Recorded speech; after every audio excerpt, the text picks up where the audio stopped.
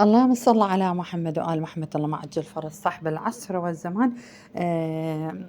عيدكم مبارك متابعيني.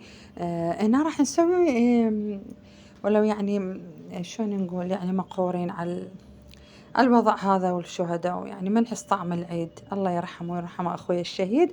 هنا راح نسوي بيتي فور مثل مال المحلات بطريقة تجنن.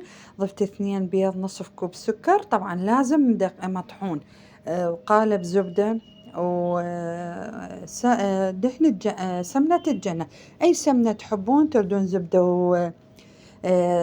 وزيت، سمنة وزيت، ولازم بهذا الخفق لحد ما ينخفق يصير القوام ماله هيج كريمي. ضفت فانيلا طبعا، هاي من حلويات العيد، فلازم نسوي طبعا مال يعني هيك أشياء. وضفت 3 كوب دقيق،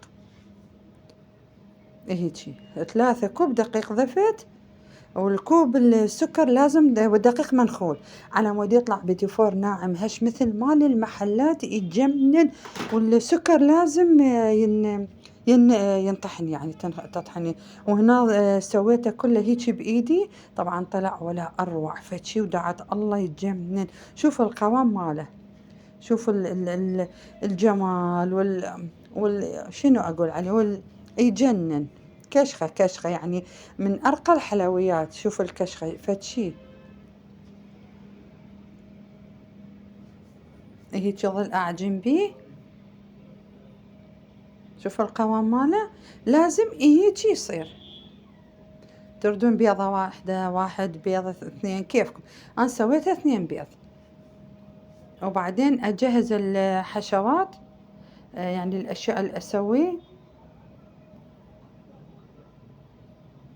العجينة ماله تقول كأنها ما طين السنة عسام. وسويته بهذا الفورمة مالت الكيك هيك، ودخلته بالفرن. لازم تنتبهون عليه ما يحترق، لأن هذا ما يتحمل نار قوي مثل الكيك وهيك أشياء. سويته بهاي الفورمة هيك الشكل ماله، انتو اي شكل تحبون.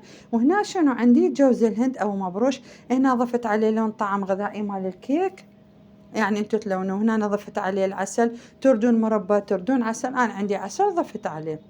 وهنا سويت لون اخضر برتقالي احمر، سويت واخضر وبرتقالي واحمر، وخليت الفرماسيلو مبروش ابيض همينه، يعني زينته باشكال هواي. شوف القوام ماله من جوا الداخل ماله، الشكل ماله هيجي لازم يصير ما محروق يتجنن. ضفت هنا أنا العسل، طبعا انا بايدي اصور، اكيد ما عندي السان انسى اشتري وما نازله. وهذا سويته بالفرماسيلو الاخضر، وضفت عليه الوان وهيك صفته بهاي الشكل. طبعا اكلنا منه قبل شوي.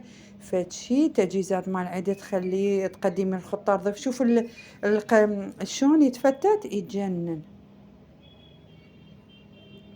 روعة.